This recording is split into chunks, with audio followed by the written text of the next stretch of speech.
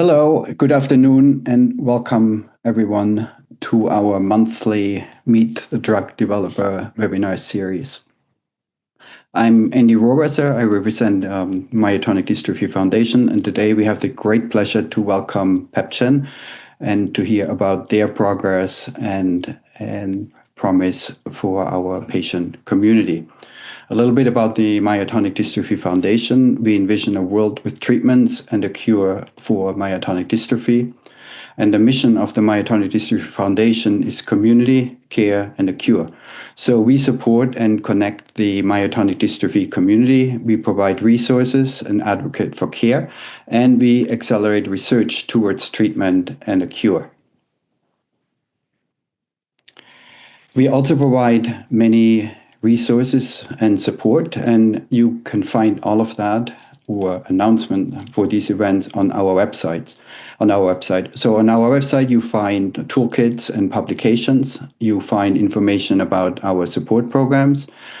There you can find the calendar of events where events like today's are advertised, and then you have access to hours and hours of scientific presentation, clinical presentations on our digital academy.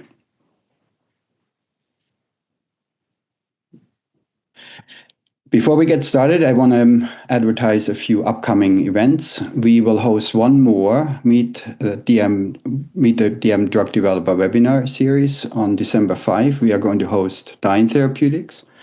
And then in November, we also host another Ask the Expert webinar series, Life Hacks from the DM community. And then in December, we host a similar event, Palliative Care and Myotonic Dystrophy. That's December 12th. And then last but not least, I would like to invite you again to the 2026 MDF regional conferences. So register, pick a conference in your vicinity, close to where you live, and hopefully we see you there. And for this, of course, the registration links are on our website. We also would like to extend a big thank you to our community education webinar sponsors. So thank you to Avidity Biosciences and Dyne Therapeutics for supporting our communication events here. Next slide. So the DM drug development pipeline, which no surprise is also on our website, is really an objective measure of progress and hope for the myotonic dystrophy community. You can see that we have over 20 programs focusing on developing treatments and cures for the disease. But most importantly, you have also 11 programs, and this number is constantly increasing. You have 11 programs that are in the clinical testing phases. So this is super exciting. And again, you can find this. We try to update this regularly on myotonic.org on our pipeline site.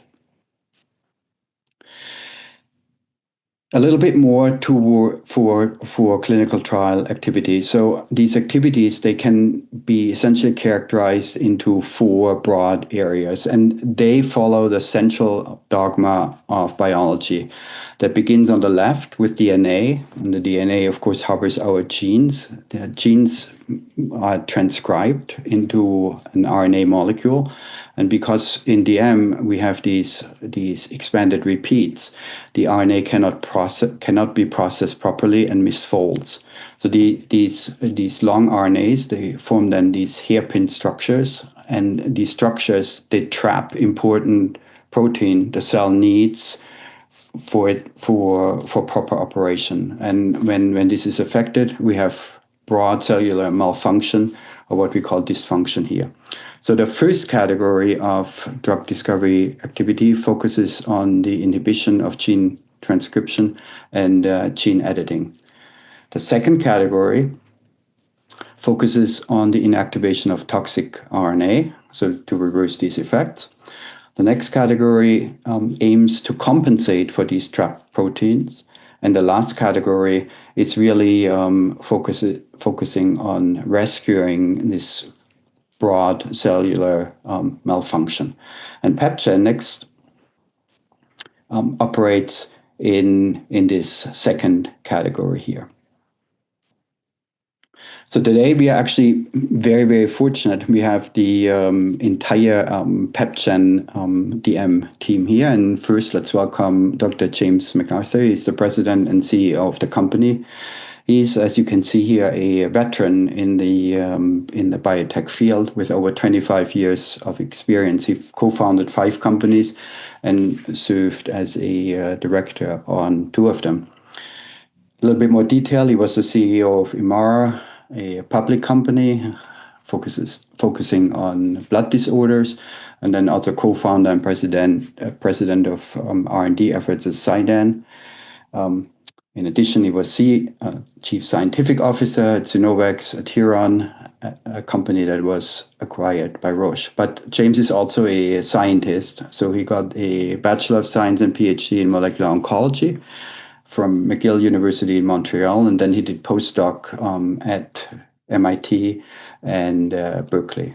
So welcome, James. Next, we are very fortunate to welcome again Dr. Jane Larkindale. She's the Vice President of Clinical Science, and we know Jane very well from her long-standing engagement with our community.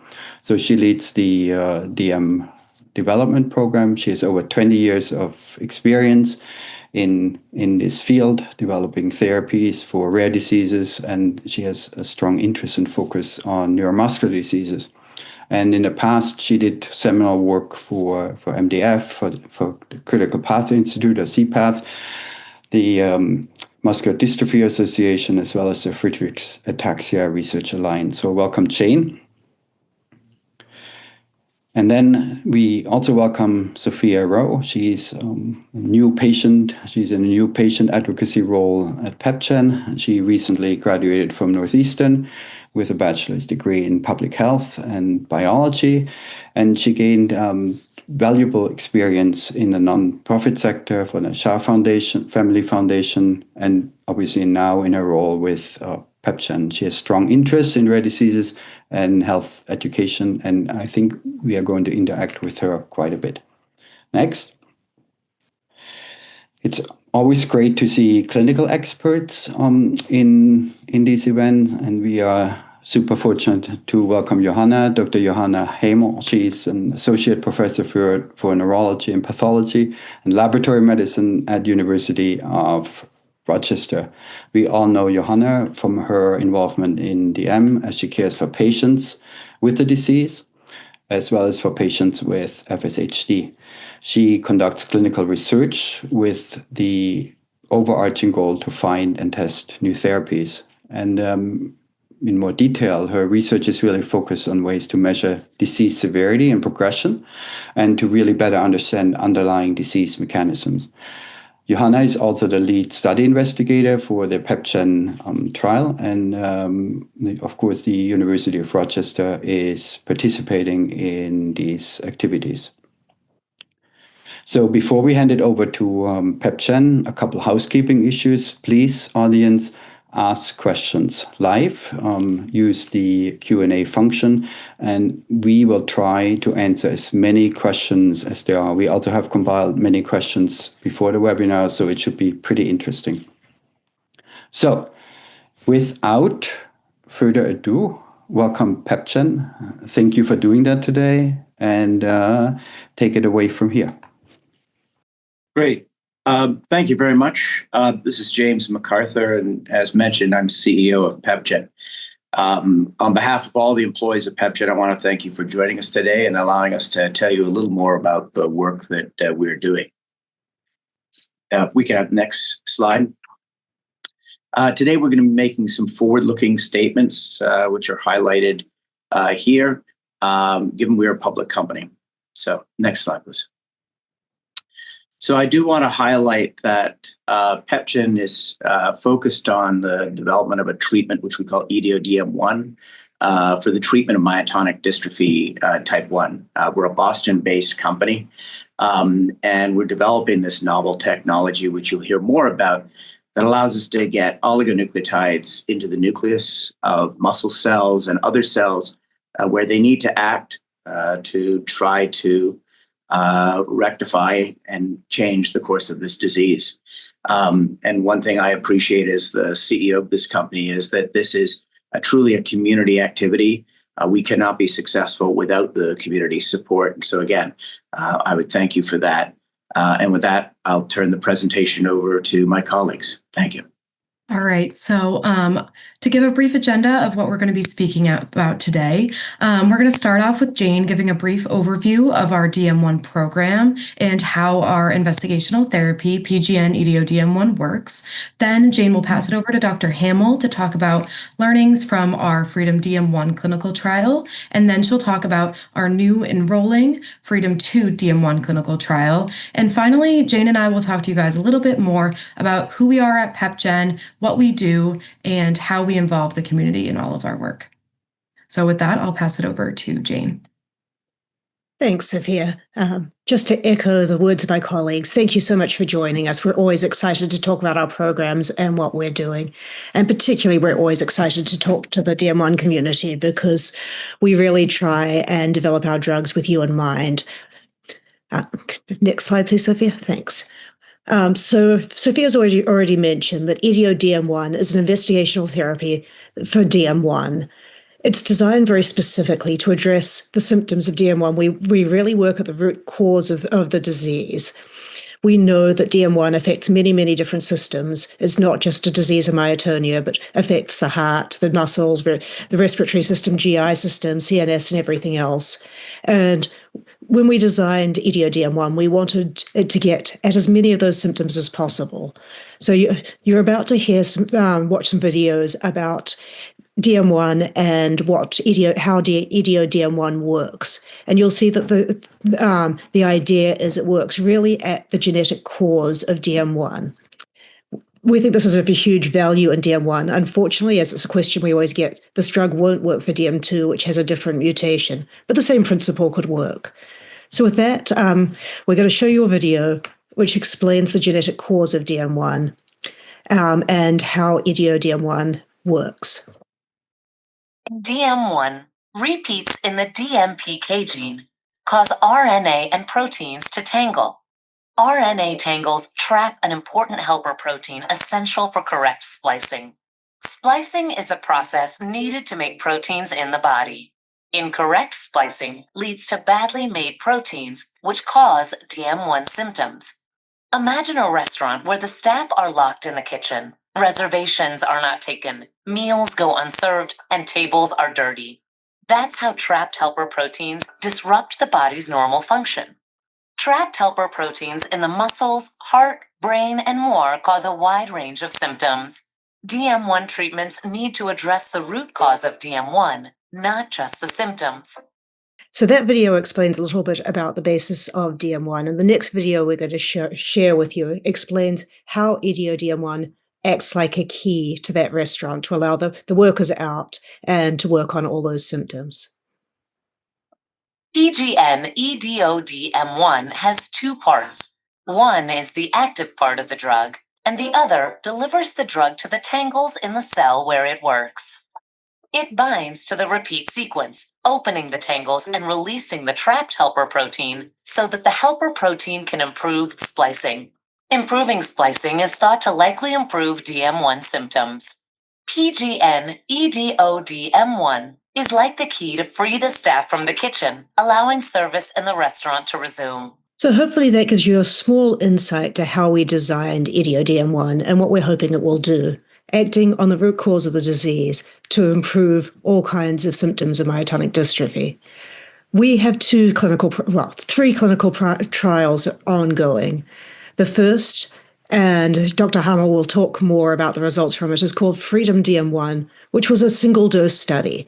Enrollment's complete in this study, and as I say, Dr. Hamel will talk through what we've learned from this single-dose study.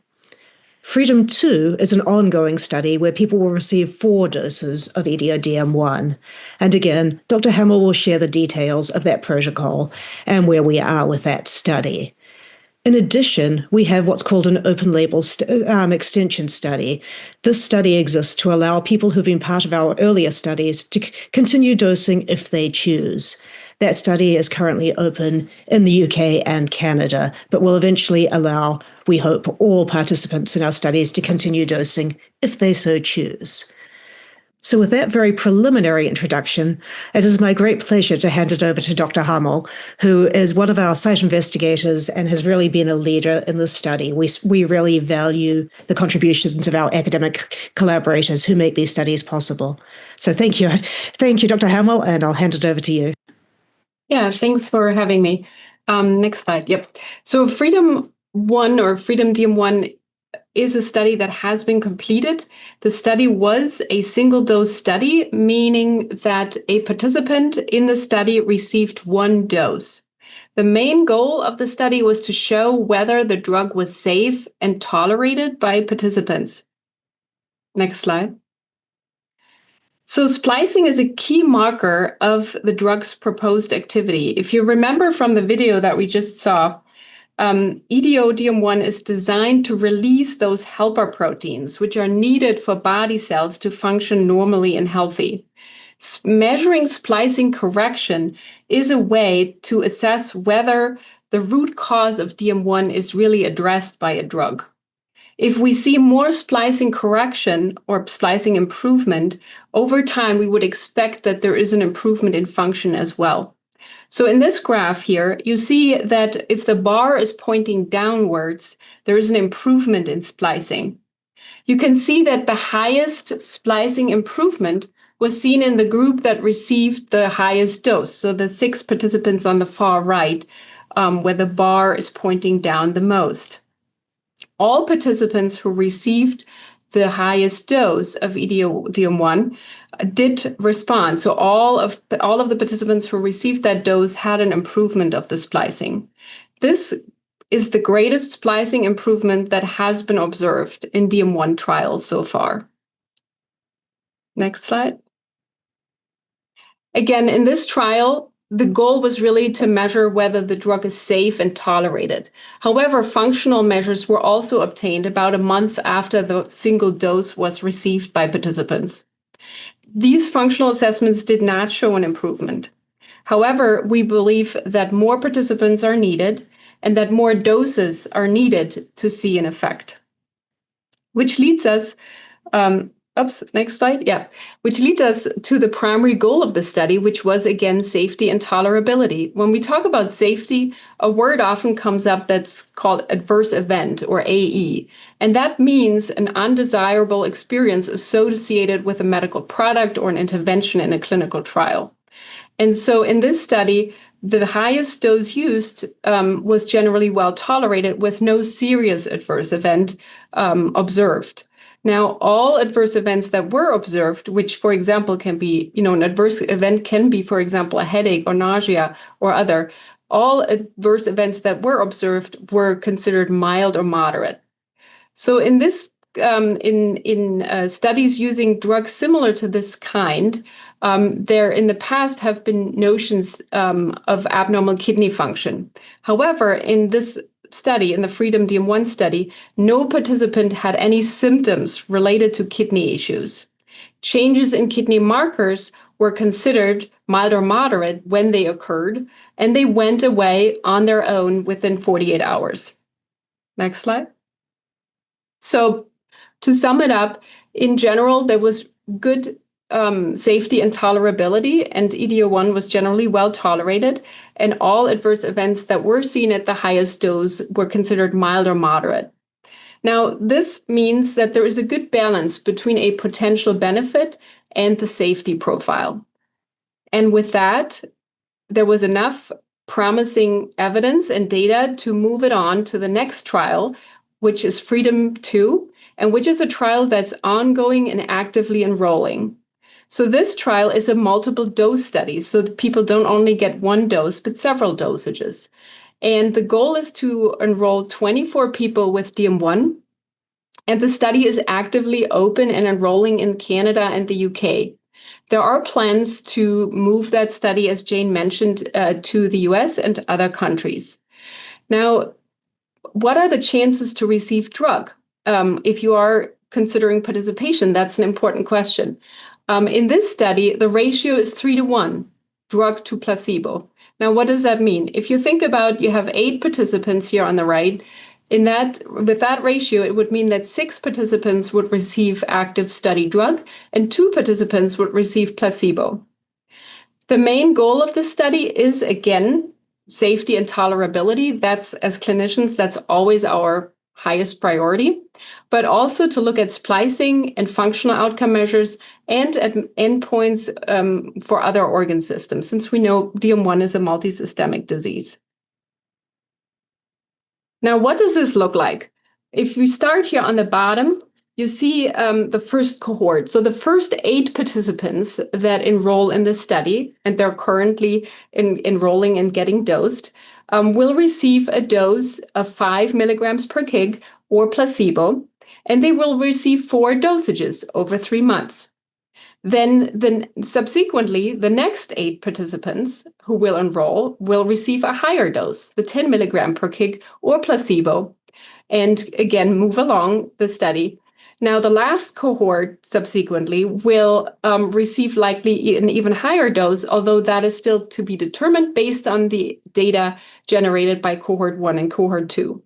Now, all participants will, go back, please. All participants will receive 4 dosages given monthly, and all participants will undergo a muscle needle biopsy at the beginning of the study and at the end of the study.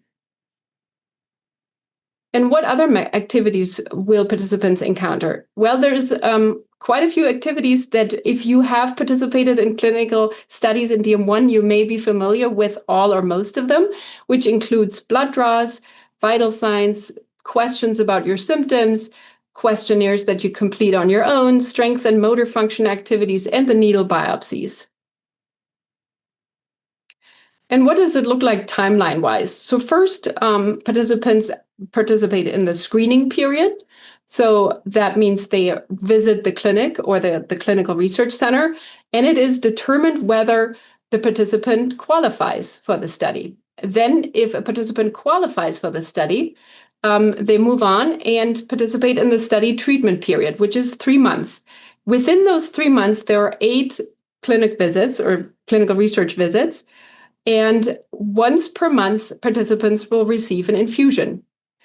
When they receive the infusion with the study drug or placebo, they will stay overnight either at the research center or nearby. And then once that period is completed, the follow-up period starts, which means another clinic visit just to make sure everything is okay. And there will be a clinic visit 1 month after the last infusion. Now, how are participants supported? Participants are supported all the way throughout the study through providing compensation for effort time, and then also prepaid travel and accommodations for the participant, but also for an accompanying person, a participant planner. And then lastly, and importantly, there is the option to participate in the open label extension that Jane alluded to, which means that people who received placebo in this trial are able to receive study drug continuously. And people who receive the study drug will continue on study drug.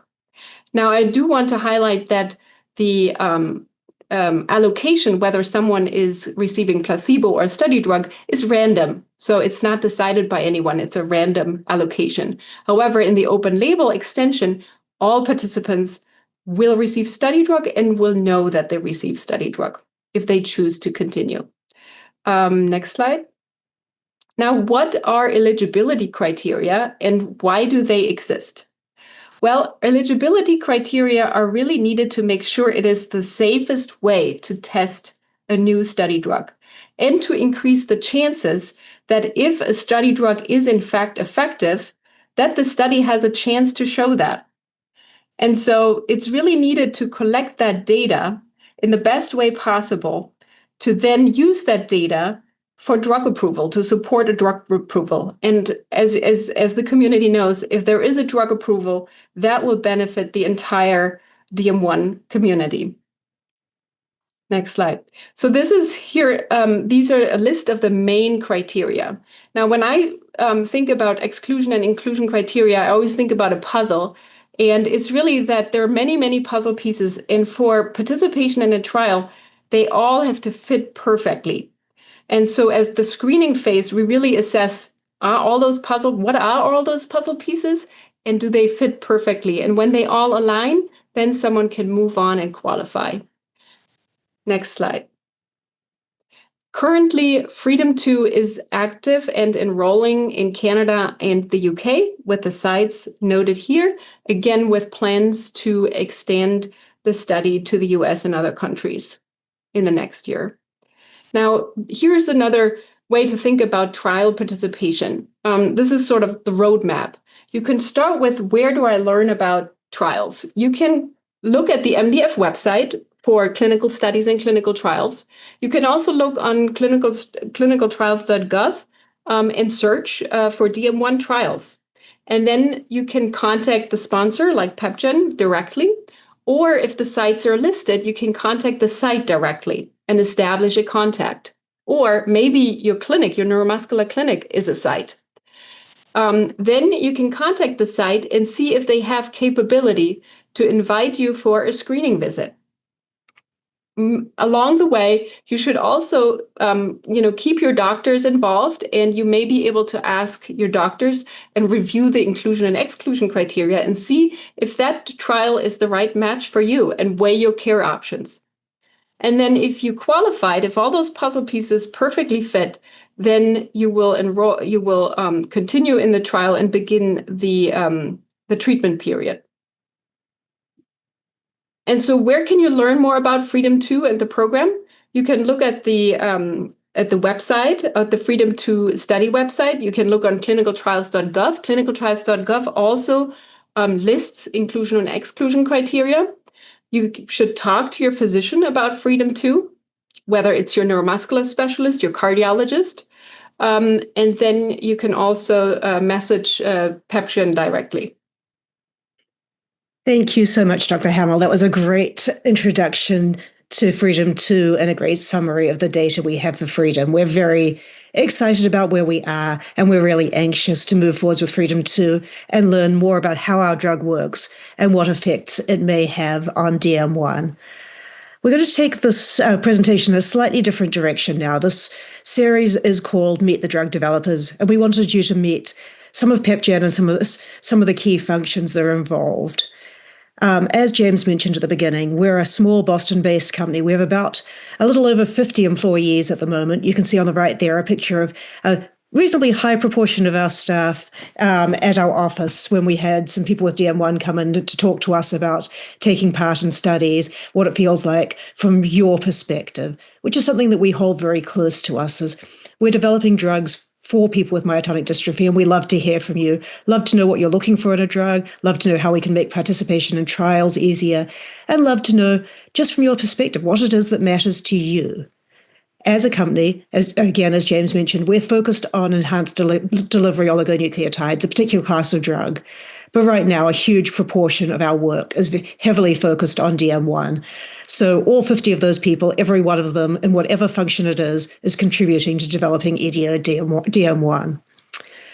We can't introduce you to all 50 of them. That would take a very long time and would probably bore you all. But we wanted to introduce you to just a handful of key people who interface with the DM1 community. So I'm just going to ask each of my colleagues to explain just a little bit about how they contribute to the development of EDO DM1 and what their role is. And I'm going to start with Dr. Hamel. As I mentioned, she does not actually work for PepGen, although she's a key part of the study. So Johanna, can you share just a little bit about what your contribution is to the development process and maybe why DM1 is important to you? I'm a clinician and clinical researcher, and the majority, if not all of my time, is dedicated to DM1 and DM2 work. And so I have worked with PepGen for a couple of years now, working along the lines, thinking about how can we measure the disease the best, how can we measure a drug effect, and how can we make muscle biopsies, less burdensome to participants? And so I have enjoyed this collaboration very much. Yep. And of course, I should mention I also conduct clinical trials here in Rochester. So I've learned a lot from people participating in trials over the last couple of years. And my goal is I strive towards making trials better, more efficient, and improve the experience for participants as well. And we thank you for that. You have shared many very useful nuggets of information with us that we've incorporated in our trials, just as we've incorporated the patient voice wherever we can. I'd next like to turn to our CEO, James McArthur, who he leads our entire company, but he also has a lot of very special connection with the neuromuscular community. So, James, would you like to tell us a bit about your role in your connection to the neuromuscular community?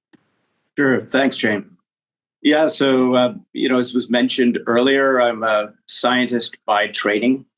I started off in biochemistry, molecular genetics, and expanded into oncology and immunology. I spent over 30 years working in biotech, most of that working on rare diseases, a wide range of different rare diseases, and have appreciated the collaboration with various patient communities in developing drugs to hopefully change the future for folks.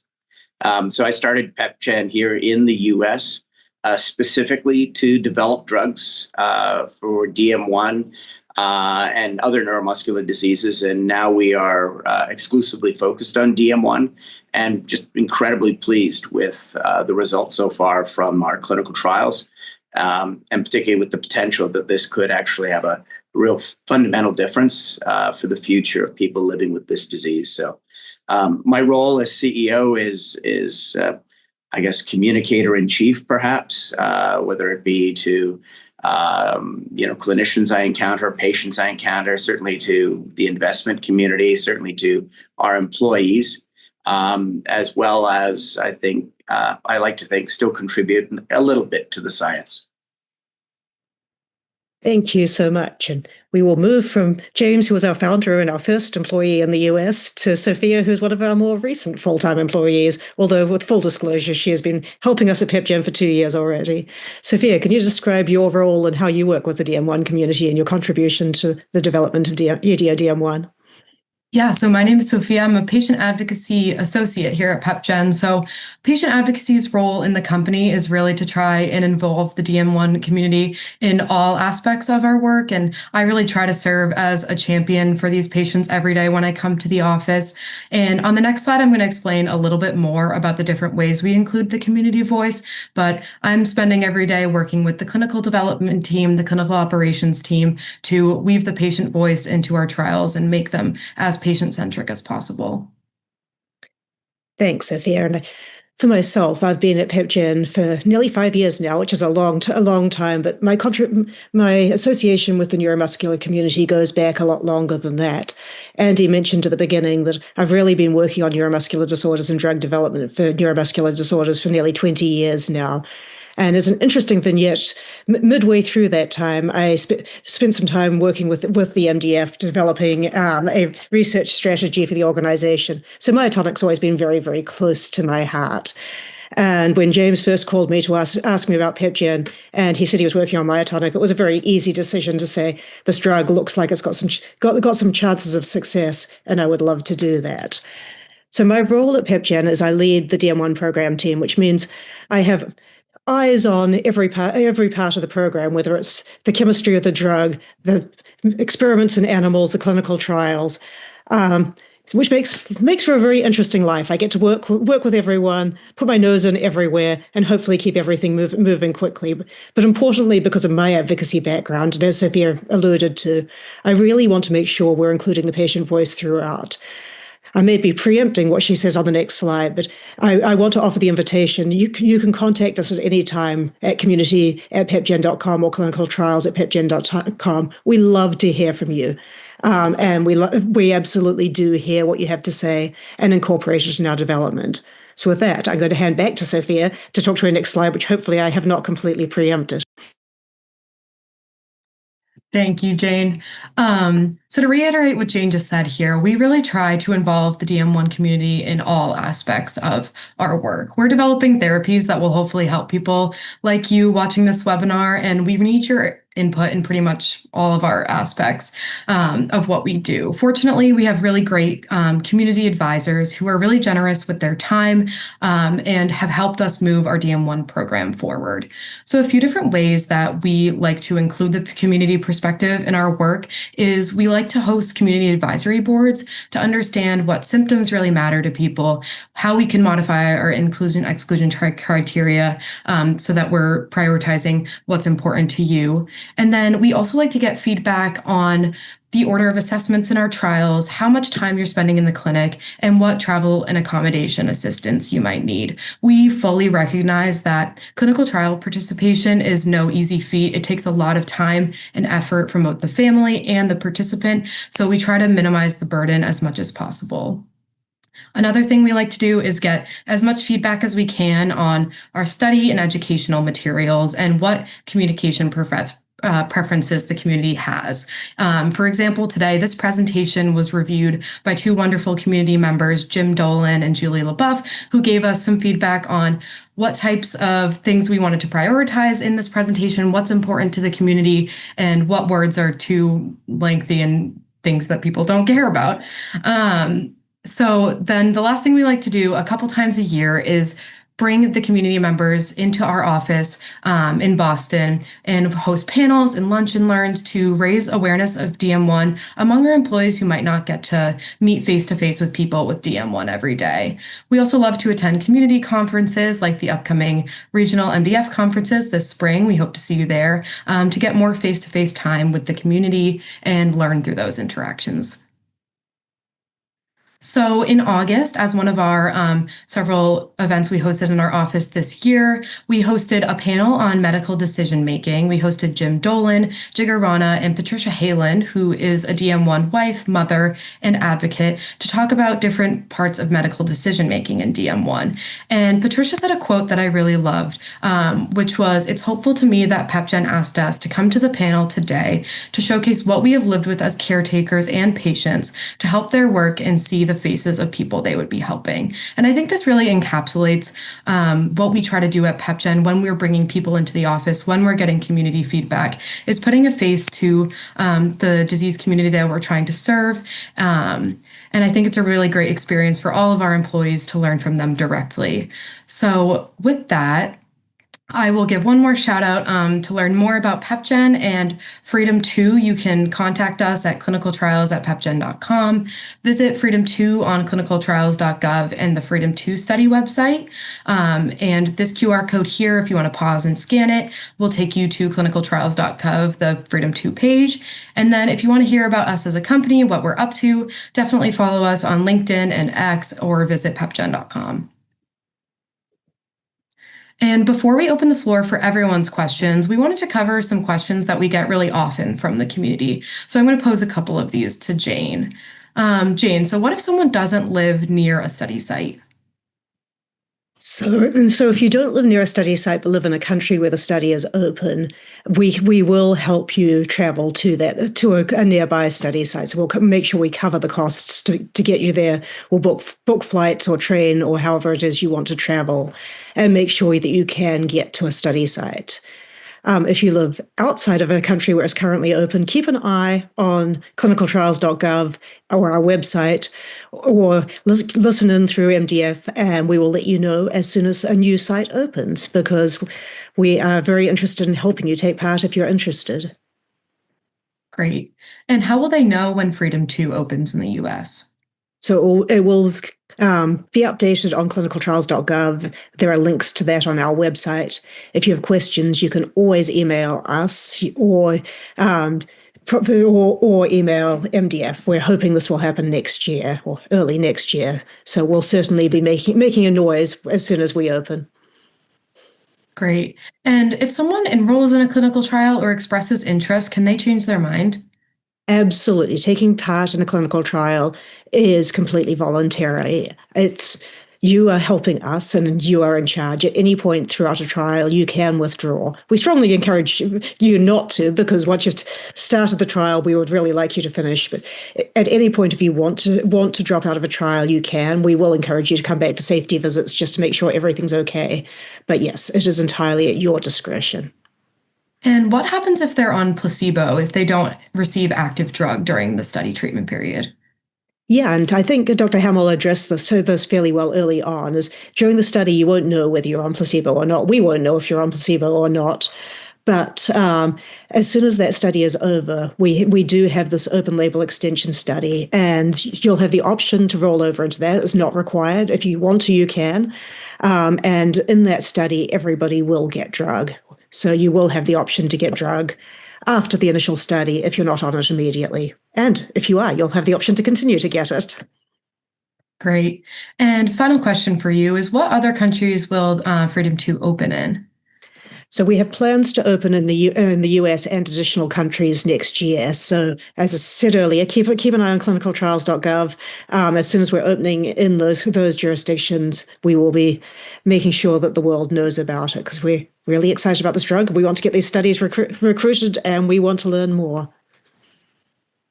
Great. And before we open the floor for questions, I wanted to first thank all the participants in the webinar today. I'd like to thank our clinical study participants and their families, our community and clinical advisors, and then, of course, our clinical site staff and investigators, including Dr. Hamel. We could not do anything we do here at PepGen without them, so great thanks to them. And finally, a huge thank you to the Myotonic Dystrophy Foundation for hosting this webinar today, and also for their continued support and collaboration. They're a great partner of ours, and we love working with you. So thank you. And now we will open the floor for questions. Great, thank you so much, and thank you so much for putting a face to who you are and what you do, and also thank you so much for the roadmap. I think that's just an excellent idea, right? To show this path towards trial. So we have a lot of questions, and not surprisingly, the questions they touch base on many different areas. So maybe let's deal with the first block, clinical trial execution and organization. And maybe you can address how do you select countries where sites should or could occur? Maybe I'll take that one. There's actually a lot of thought that goes into selecting our trial sites. Some part of it, the first instance, as we look at the epidemiology of myotonic, there are some parts of the world where there's a lot more myotonic dystrophy than others, and obviously we want to run our trials where there are a lot of people. And we're looking for good clinical sites who will be good partners with us as we run the study. And of course, we look at the amount of paperwork that's involved in getting through the regulatory authorities, getting sites open, because that can be a very lengthy process. So there are a number of different things we're looking at as we're choosing countries and sites, which isn't to say the ones we haven't chosen aren't great places. We just can't be everywhere in the world all the time. I go back to the fact we only have 50 people in the company, so we'd love to be everywhere all the time. We can't be. Right. And like you said it before, right? You reach out to us when there are news, and we all share it with the community. So the next question is really, people want to know more specifics about the timeline, no surprisingly. So do you have a timeline from when the US locations will be announced and you begin recruitment? Can you share more? Yeah, so as soon as we open in the US, we will start opening sites. They won't all open all at once because each individual hospital has different regulations and rules, and will take a little bit longer to open some than others. But as soon as we're open in the US, we will let you at MDF know. We will be putting out press releases and things, and sites will start opening almost immediately, because some of them we can do the paperwork even as we're getting approval. So we will keep you updated early next year as that process moves forward. Great. Now, very specific question. So if somebody lives in the US and wants to participate in a trial, let's say in Canada, is that possible? Right now, we aren't letting people go across country borders. That's more to do with follow-up healthcare and making sure you stay in the same health system after the end of a study. So right now, it's not. Our Canadian sites aren't accepting US participants, but we're hoping we'll have the US open soon, so that will get around that problem. Excellent. The next question is focused on open label extension phases, right? how quickly after the after results disclosure does this occur, and can you expand there a little bit and provide insights how that process happens? Yeah, that's actually a very interesting question. So our open label extension study includes people from Freedom and Freedom 2, and it is open in Canada and the UK at the moment. Now, nobody has completed Freedom 2. We are still recruiting the first cohort, but we've set it up in such a way that as sites open for the OLE, people who have completed the study individually will be able to roll over as the safety data allows. So these are continuous protocols, and over time, right now we're not open in the US, but our Canadian Freedom 1 people are beginning to be able to come into the open label extension.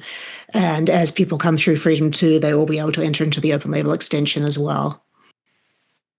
Great, thank you. So let's shift now to clinical action and physiology. And it's burning on my. I really want to ask this question. When you shared the data, you had great placebo effects. So in other words, folks that who got the non-drug treatment, they had beautiful reduction in myotonia. How do you explain that? I was hoping for one I could throw to somebody else, but I promised Johanna I would answer this one. As we saw an incredible effect on myotonia, especially in our placebo group, which means it wasn't a drug effect. We put this down largely to a number of factors. One is just the variance in disease. I don't need to tell this audience, they know better than I do. This is a variable disease. People's myotonia changes somewhat from day to day. And we were somewhat unlucky. Some people came in with very bad myotonia and they had a better day when they came back. We also were initially selecting for people with quite a lot of myotonia, which means I think we were selecting for people who were having a bad day. That did not necessarily help our results. So there is a certain degree where we were choosing people who had a high baseline myotonia, and we were choosing people who were going to potentially improve. And I might ask Dr. Hamel if she has anything else to add on that topic. Yeah, no, I would just buttress what you said, that myotonia, and I mean, our community knows that best, but it matters when you measure it. If you measure it when you wake up and you slept all night and you're rested, you will see different myotonia than if you measure it in the afternoon when it's warm. If you measure it when there's cold temperature in the clinical research center, it will be more severe. If you measure it after you exercised, it will be less severe. There's so many factors that influence myotonia. And we do our best to control for them and make it standardized as much as possible. But again, this was a phase 1 trial, which really has the goal of testing safety and tolerability, and everything else we'll see in the Freedom 2 in the ongoing trial. So but we as clinicians, we see and we know the variability, the immense variability in myotonia. So not too surprising. Great, thank you. So the next question is also pretty exciting for me, and maybe a non-clinician or non-scientist should answer that. So how does one measure splicing? James, do you want to take that? You're not a non-scientist. I wasn't sure if I fell into that category, but thanks. So we're using what's called the 22 gene panel that was actually developed by a colleague of Johanna. And it's looking at 22 different transcripts, and you measure the level of missplicing before you begin treatment, and then you measure the level of missplicing after treatment, and then you determine that change compared to a standard control. And that's one of the things that really has us excited. So obviously safety was the primary thing we wanted to look at in this study, but the second thing is what we call target engagement. Are we moving what is the fundamental cause of this disease, which is missplicing of all these different RNAs? And the fact that we saw this really profound effect after a single dose gives us great hope that when we move into the multi-dose study and we change this biology for a longer period of time, we'll not only see more splicing improve, but also hopefully see more profound effects on functional changes as well. So, yeah. And I would just add, can I add something? Of course. Yeah. So that's, and I wanted to mention that earlier, but that's why we do the biopsies. We don't do we don't take that lightly to do an invasive procedure during a clinical trial. But the biopsies are just key and really important in early trials to show that the drug is going where it's supposed to go in the right tissues and that it's doing what it's supposed to do and really tackling the root cause of myotonic dystrophy. And so getting those RNAs out of the muscle and measuring the splicing, which is, measured on an RNA basis, is really important. Okay, great. So we stay in science. So let's talk a little bit about how long would we have to take this drug? And then following up this question, what happens what do you think will happen if we assuming this drug is working, right? If we would stop taking it? You want to take this one as well, James? Sure. So as part of the phase 1 study, we asked a bit of that question in that we looked not only 4 weeks after dosing, but we also looked 16 weeks after dosing, which is why that study had the very high burden of 3 biopsies. At least so far, and we've only analyzed so far the first 2 cohorts of data, 5 and 10 mg per kg, we did not see 4 months after dosing that there was enough oligo still in muscle to impact splicing and therefore to change the disease. We look forward to looking at the last cohort, which saw higher levels of splicing at 4 weeks and higher levels of drug at 4 weeks to see if that is still the case. Back to your question, we would expect that over time, the oligo in the muscle will disappear. And with that, the amount of effect on splicing would disappear, and the impact on functional benefit would disappear over time. So we anticipate that this is a therapy that could have a profound impact on changing the course of the disease, but would need to be taken for the life of the patient. So, and that kind of indirectly, let me just check with you whether that also indirectly answered the question, what happens if we stop taking the drug? Would it be safe to say that then the symptoms eventually would come back, and or how do you share that with patients? Yeah, that is what would be anticipated. We don't know how long because we're very early in clinical development. But we would expect over time that the amount of oligonucleotide, which is the drug, would disappear from the muscle cells. And so its effect would disappear over time. At some future point, we may go and ask that question and ask, how long does it last, this effect? And then return back to therapy. But right now, that's not the focus of the current clinical development. So let's close this topic with a very practical question. Let's say somebody is involved in a clinical trial, and the open label extension study begins, right? And he or she moves away, much further away from the from the current site. What would you recommend to such participant? I think that would depend where they move and whether they are able to come back to any clinical site, whether it's the one they were previously being treated at or not. We would certainly endeavour to keep them in the open label extension study if that were possible. So if they moved across Canada from one coast to the other, we would make sure they could come back for visits. If, however, they move to Outer Mongolia, that may be a little bit more challenging and that may not be possible. And our goal is to open clinical sites in multiple geographies and multiple clinical sites in those geographies. So it may be feasible that we could have someone receive the ongoing therapy through a different clinical site that is open for the study. Okay, but a general guideline, if you're enrolled in a study in Boston, maybe stay there for a while, don't move to Mongolia. So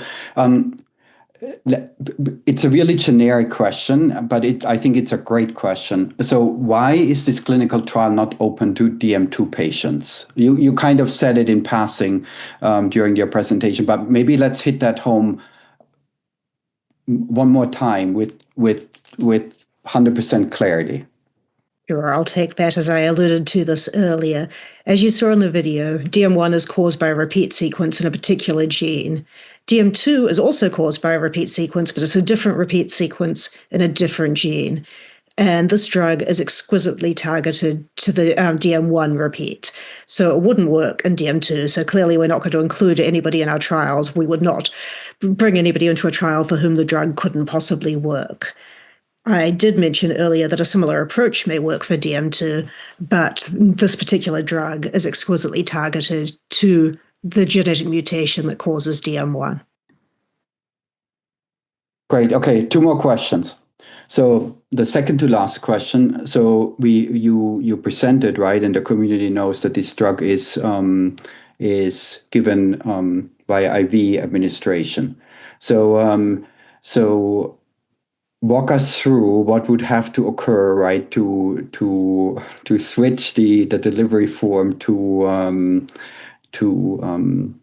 oral administration.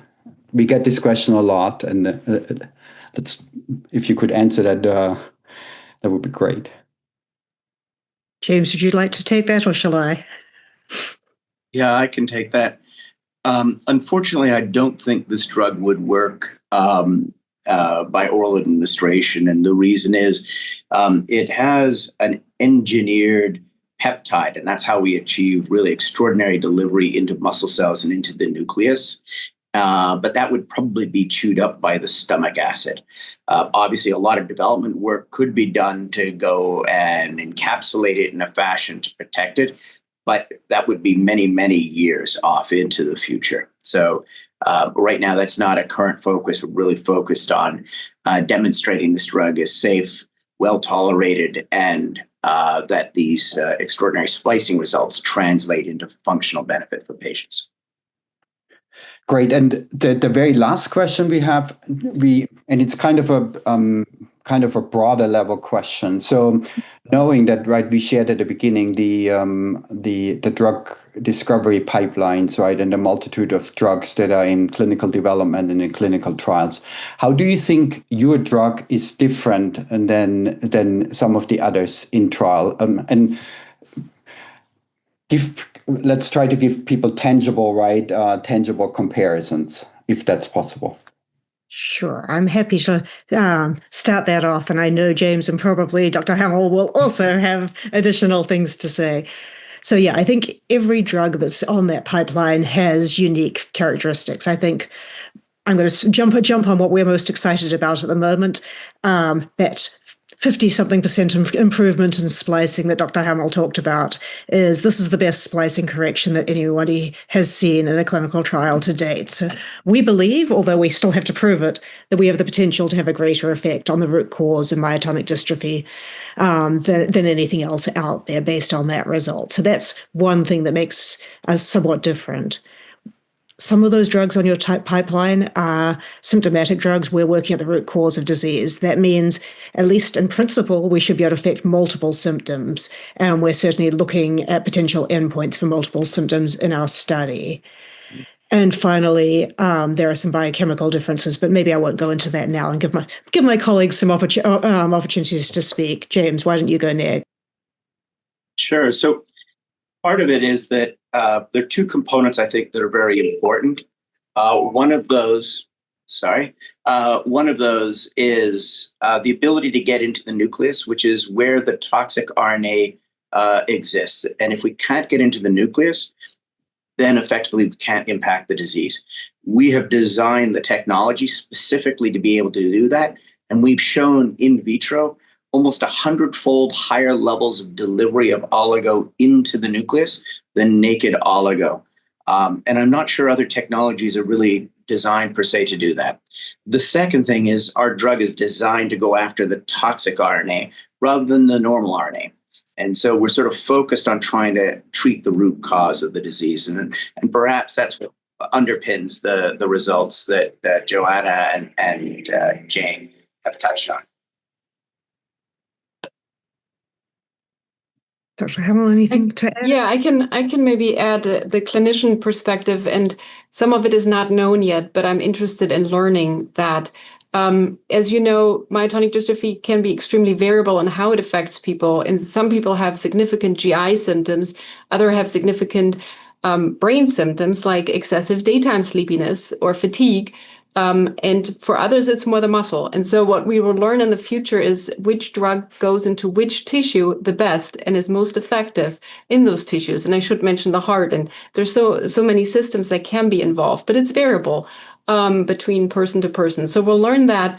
And so, my hope is that EDO DM1 is fairly broadly effective. And that's what we are measuring and learning through the clinical trials. Now, the other difference, and when you think about which trial might be a good match for you, the other thing you can learn more about in talking to your doctors or reading is the delivery system. Because you have an active drug that needs to get into the nucleus, but you also need to get it there somehow. And so the delivery system is something that's not easy to get it into the muscle and these many other tissues. And so the delivery system is really different in each of those drugs that are currently being tested. And so PepGen's delivery system is unique in that way as well.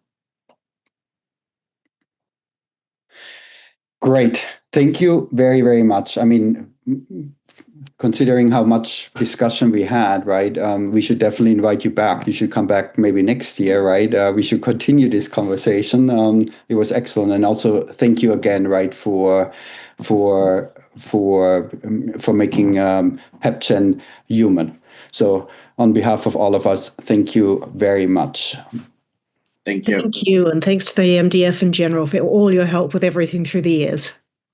Of course. So to the audience, right, if today's programs did indeed speak to you, please consider showing your appreciation with a donation. And if you're living with the disease, please participate in the Myotonic Dystrophy Family Registry or other registry. You learn now, right, having patients, having perfectly matched patients available for these clinical trials is super, super important. And with this, again, thank you very much for attending today. A big thank you one more time to the PepGen team. And until next time, thank you.